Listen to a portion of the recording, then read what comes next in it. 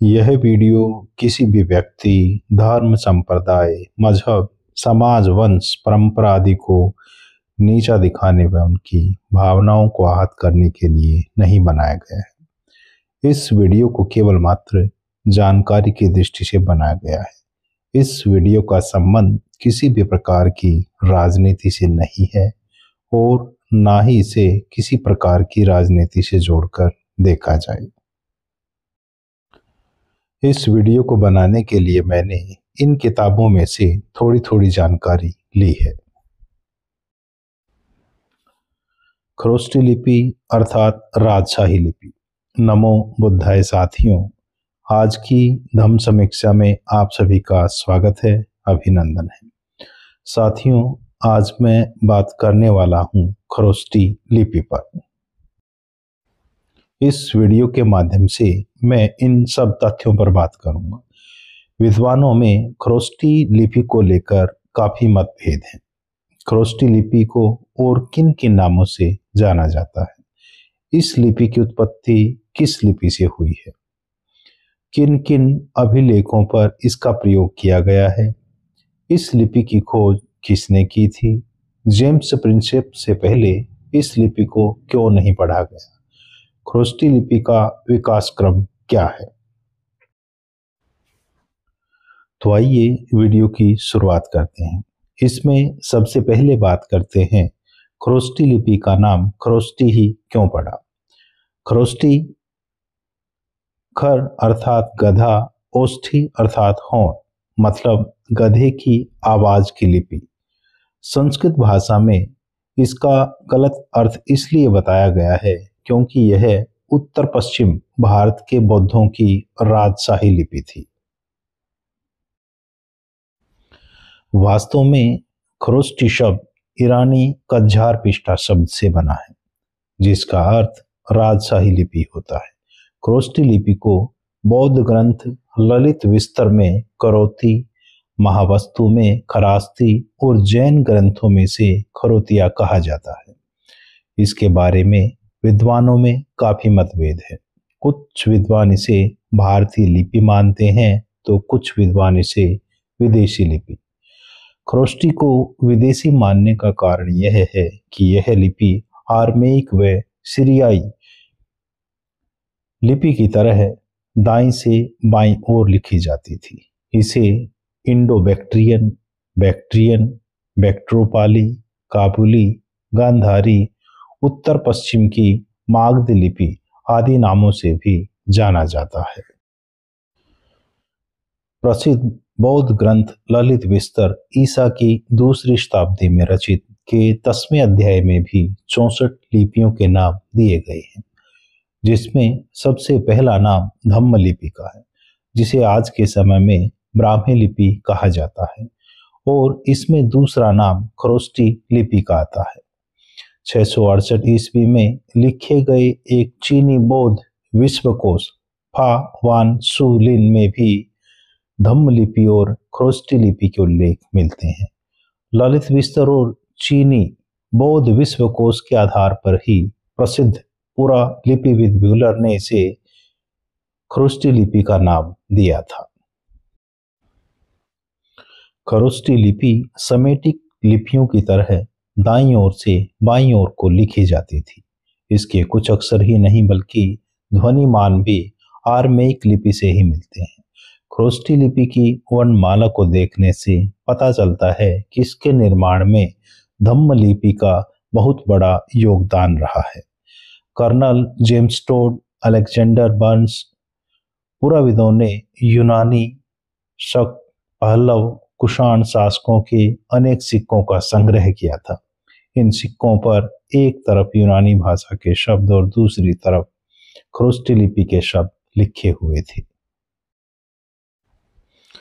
पुरातात्विक खोज में जुटे मेसन महोदय ने जब इन सिक्कों की एक तरफ यूनानी और दूसरी तरफ खरोष्टी के अक्षरों को पढ़ा, तब उन्हें मिनांडर, अपोलोडोट्स, हर्मियस, बेसिलियस राजा और सोटेरस रक्षक आदि खरोष्टी अक्षरों को पहचानने में सफलता मिली।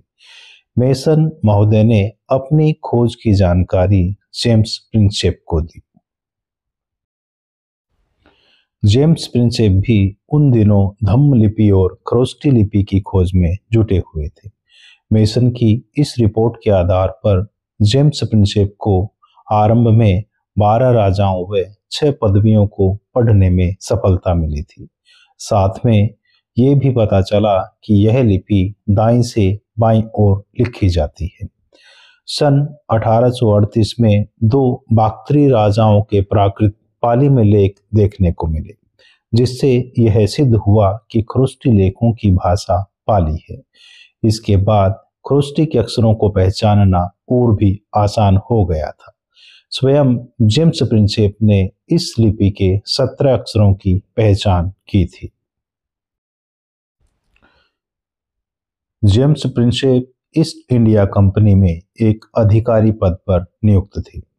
उन्होंने 1838 में सर्वप्रथम ब्राह्मी और खरोष्टी लिपि को पढ़ा था और 1837 में सांची के स्तूप पर दानम शब्द को भी सबसे पहले पढ़ा था। कुषाण बौद्ध सम्राटों ने बड़े पैमाने पर इस लिपि का प्रयोग किया था। बौद्ध उल्लेखों में खरोष्टी लिपि का प्रयोग प्रारंभ से ही देखने को मिलता है। जॉन मार्शल को भी जूलियन बौद्ध स्तूप से खरोष्टी लिपि में लिखे अनेक अवशेष प्राप्त हुए थे। बाद में जनरल कनिंघम ने खरोष्टी की संपूर्ण वर्णमाला व संयुक्त अक्षरों को पहचानने का काम पूरा किया था। जॉर्ज टर्नर इन्होंने भी खरोष्टी लिपि को समझने व उसका अनुवाद करने में महत्वपूर्ण योगदान दिया था। इन्होंने कई खरोष्टी ग्रंथों का अनुवाद किया था, जिसमें धम्मपद और मिलिंद प्रश्न शामिल हैं। खरोष्टी लिपि में सम्राट अशोक के 2 शिलालेख देखने को मिलते हैं। इनमें सबसे पहला है मानसेहरा, जो हजारा जिला सरहदी सूबा पाकिस्तान में स्थित है। इनमें दूसरा है शाहबाज गढ़ी, जो पेशावर जिला पंजाब पाकिस्तान में स्थित है। इन 2 अभिलेखों को छोड़कर सम्राट अशोक के सभी शिलालेख धम्म लिपि अर्थात ब्राह्मी लिपि में है। सिकंदर के भारत आक्रमण के बाद पश्चिमोत्तर प्रदेश बल्ख पर यूनानियों का शासन स्थापित हुआ। उन्होंने ही सबसे पहले सिक्कों पर खरोष्टी लिपि के अक्षरों का प्रयोग किया था। इस वीडियो को बनाने के लिए मैंने खरोष्टी लिपि पर आधारित कुछ प्रामाणिक लेखों व अभिलेखों को लिया है, जो पाकिस्तान के मानसेहरा व शहबाजगढ़ी से मिले हैं, और इनमें से कुछ जो अन्य जगहों से मिले हैं उनकी भी चर्चा मैंने इस वीडियो में की है। आइए अब एक एक करके इन चित्रों को ध्यान से देखिए।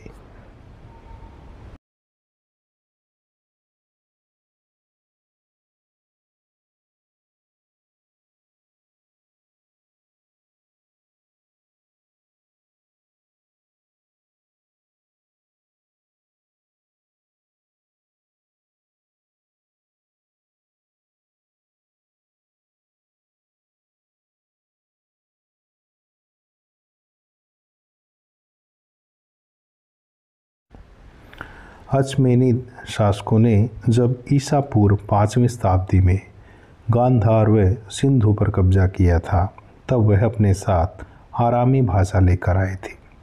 उन्होंने आरामी को उत्तरी समेटिक लिपि खरोष्टी में रूपांतरित करके अनेक लेख लिखवाए थे।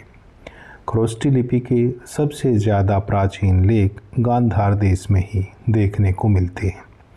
तक्षशिला के धर्मराजिका स्तूप से सन 78 में एक खुदाई के दौरान एक खरोष्टी लेख मिला था, जो एक राजपत्रे पर आधारित था। वस्तुतः गांधार देश में ही इस लिपि का जन्म हुआ और वहीं पर इसका सबसे ज़्यादा प्रयोग किया गया था। साथियों, आज की धम्म समीक्षा में बस इतना ही। इसी के साथ नमो बुद्धाय।